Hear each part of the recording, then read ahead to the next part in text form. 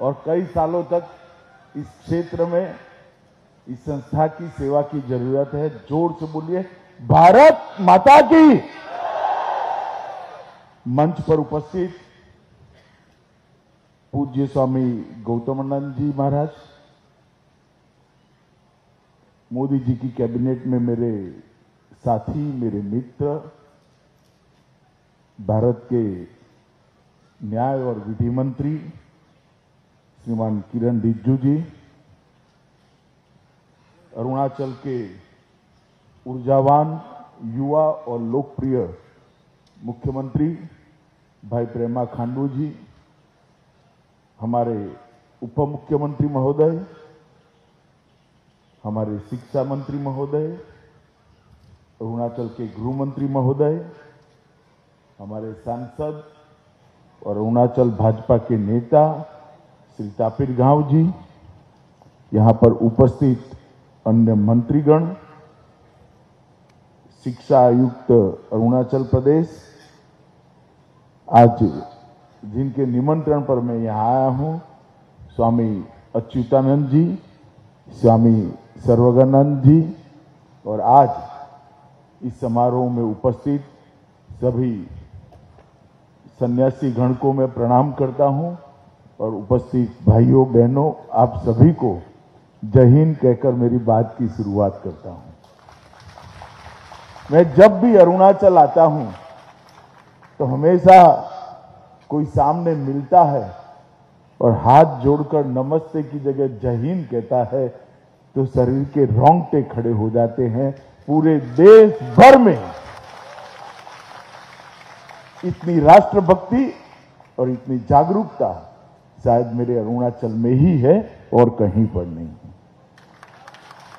मित्रों, आज एक बहुत पवित्र अवसर पर मैं यहां पर आया हूं। 50 साल से यहां पर एक संस्था के अंतर्गत अनेक सन्यासियों ने इस क्षेत्र के अनेक बच्चे के जीवन को मंदिर बनाने का काम किया है। मेरे गांव में एक सन्यासी रहा करते थे। मैं बचपन में राम जी मंदिर था, वहां जाता था। वो हम बच्चों के सामने कुछ उपदेश दिया करते थे। वो हमेशा कहते थे, मंदिर बनाना बहुत बड़ी बात है, बहुत पुण्य का काम है।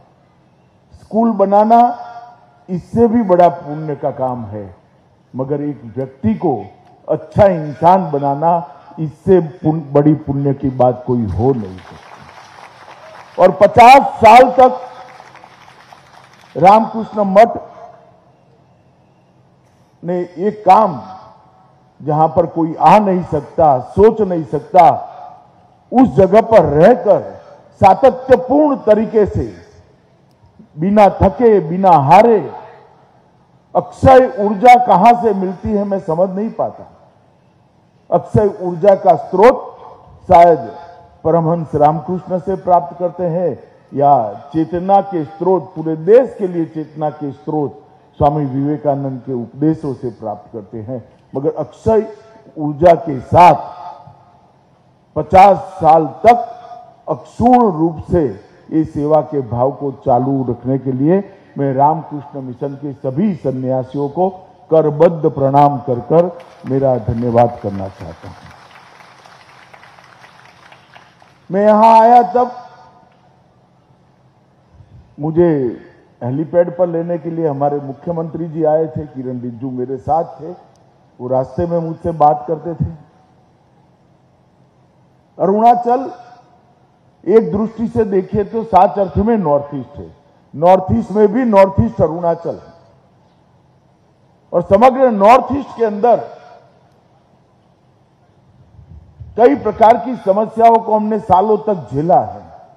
अब धीरे धीरे धीरे समस्या का निरसन भी हो रहा है, निवारण भी हो रहा है। परंतु अरुणाचल कभी भी इस समस्याओं से घिरी हुई नहीं देखा। अरुणाचल के समस्याओं को हमने कभी भी वो समस्याओं के कारण संताप में नहीं देखा है। इसका कारण 50-55 साल से रामकृष्ण मठ का यहां सेवा का यज्ञ जो चल रहा है। मेरे राज्य में भी रामकृष्ण मिशन की गतिविधियां हैं। देश के हर क्षेत्र के अंदर है, दूरदराज पहाड़ी इलाकों में है, आदिवासी क्षेत्रों में है। हर जगह जहां जहां रामकृष्ण मिशन ने काम किया, अपना मिशन लेकर पहुंचे, उन्होंने सबसे बड़ा काम किया स्थानीय संस्कृति, स्थानीय सभ्यता, स्थानीय संगीत, स्थानीय भाषा और स्वधर्म को बचाने का काम किया और उसको अक्षुण्ण रखने का काम किया।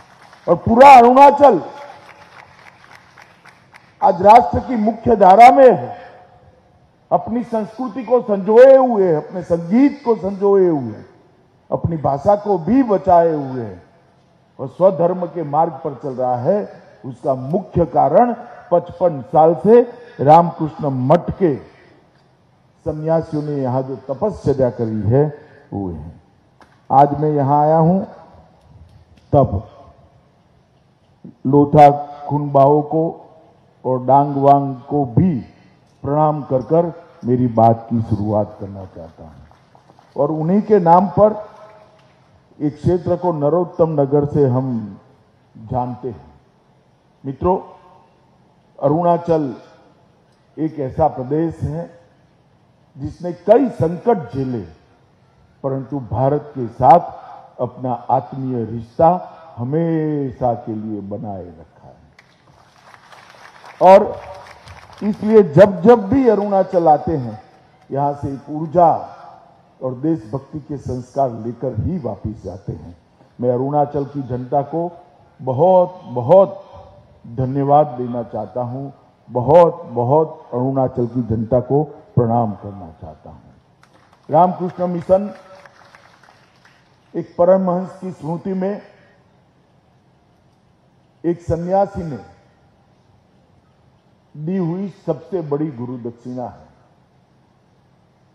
भारत में गुरु दक्षिणा की परंपरा बहुत चिर पुरातन है, मगर किसी भी शिष्य ने अपने गुरु को इतनी बड़ी गुरु दक्षिणा नहीं दी होगी जो स्वामी विवेकानंद ने रामकृष्ण मिशन की स्थापना कर कर परमहंस रामकृष्ण जी को। गुरु के संदेश को कोई चकाचौंध के बगैर त्याग, समर्पण, बलिदान और संन्यास्त भाव से पूरे देश भर के अंदर, पूरी दुनिया के अंदर पहुंचाना और सेवा और समर्पण को ही अपना धर्म समझकर आगे बढ़ना, ये शायद विवेकानंद जी के बगैर कोई नहीं। और इसीलिए अपनी मुक्ति तथा विश्व कल्याण के लिए इस सूत्र को लेकर रामकृष्ण मिशन आगे बढ़ा है। और रामकृष्ण मिशन 125 साल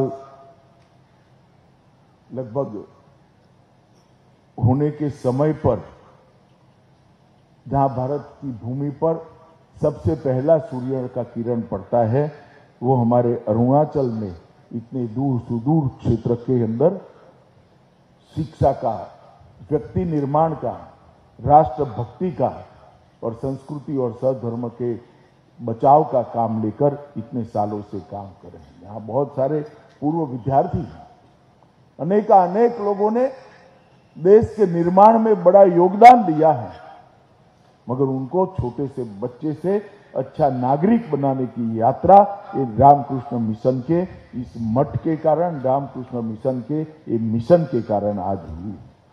रामकृष्ण मिशन से हमारे देश के यशस्वी प्रधानमंत्री मोदी जी का भी काफी जुड़ाव रहा।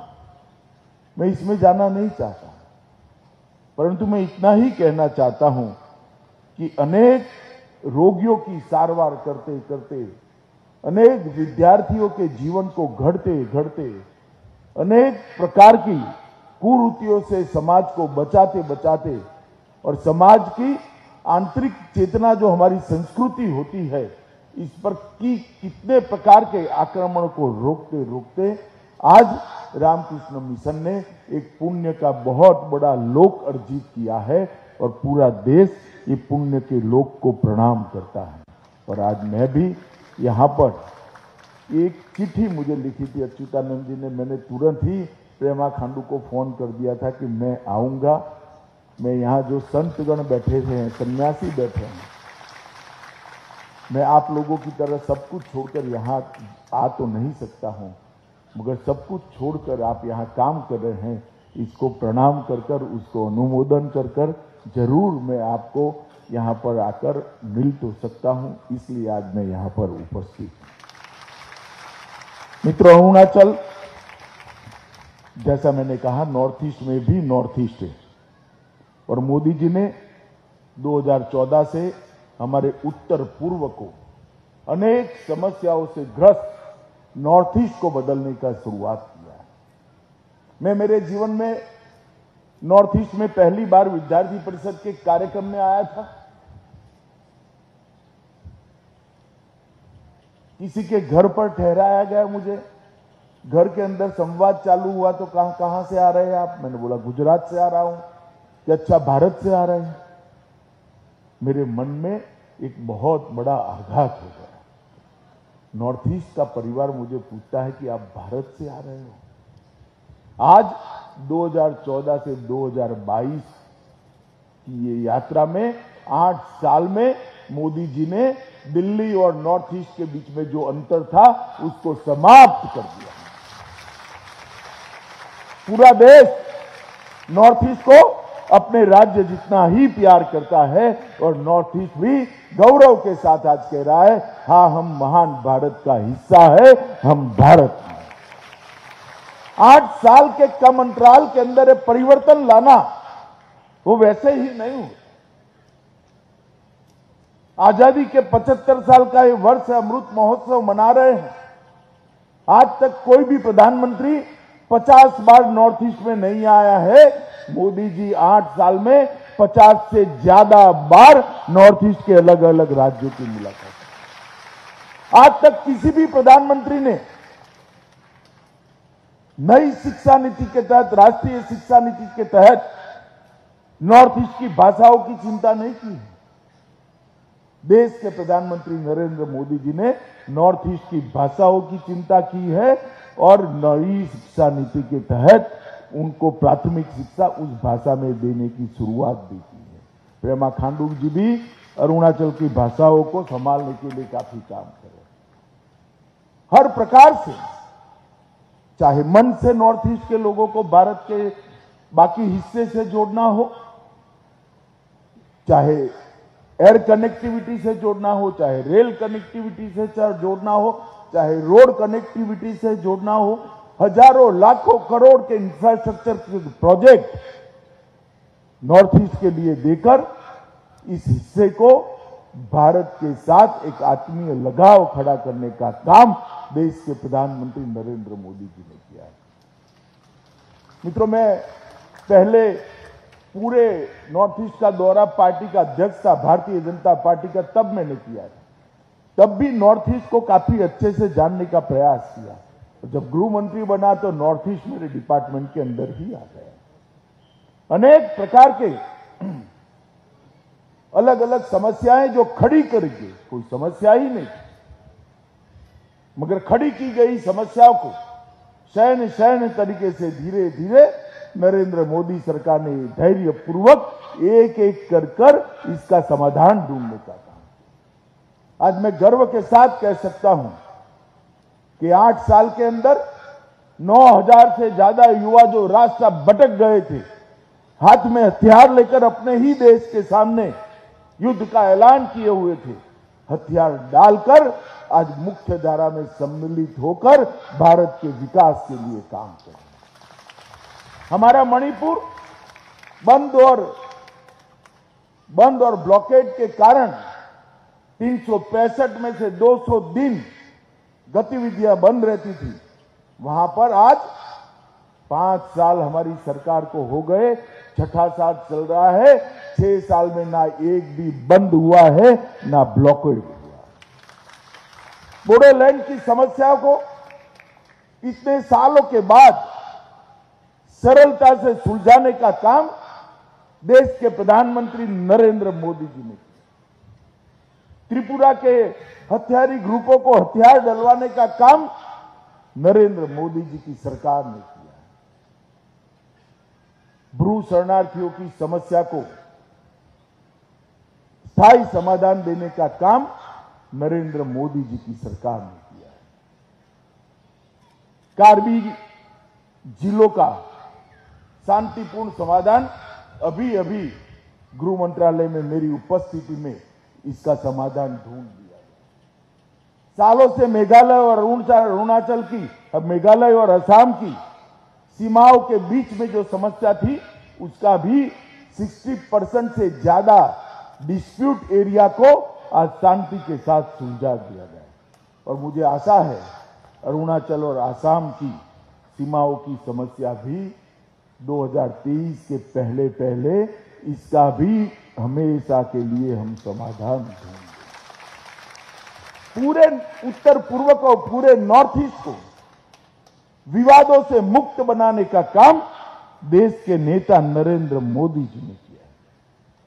भारत सरकार के गृह मंत्रालय ने 3 हिस्सों में नॉर्थ ईस्ट के विकास का एजेंडा तय किया है। 75 साल से जब तक मोदी जी की सरकार आई तब तक स्ट्रक्चर तरीके से पूरे नॉर्थ ईस्ट के विकास का खाका किसी ने नहीं किया,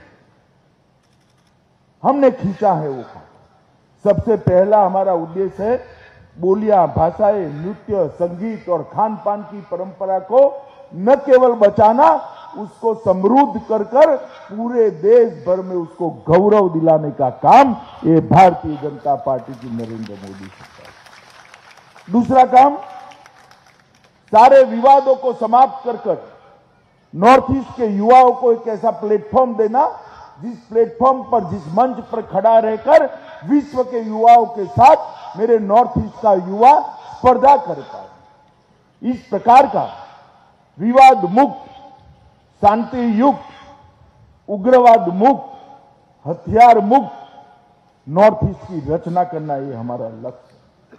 और तीसरा हमारा लक्ष्य है कि उत्तर पूर्व के सभी राज्यों को, 8 राज्यों को देश के सबसे विकसित राज्यों की सूची में सबसे ऊपर ले जाने का लक्ष्य रखकर आगे बढ़े। ये तीनों काम, ये तीनों पहलू पर भारत सरकार का गृह मंत्रालय विचार कर रहे हैं। मित्रों, मोदी जी ने आजादी के 75वें साल में नई शिक्षा नीति, हमारी राष्ट्रीय शिक्षा नीति को घोषित किया है।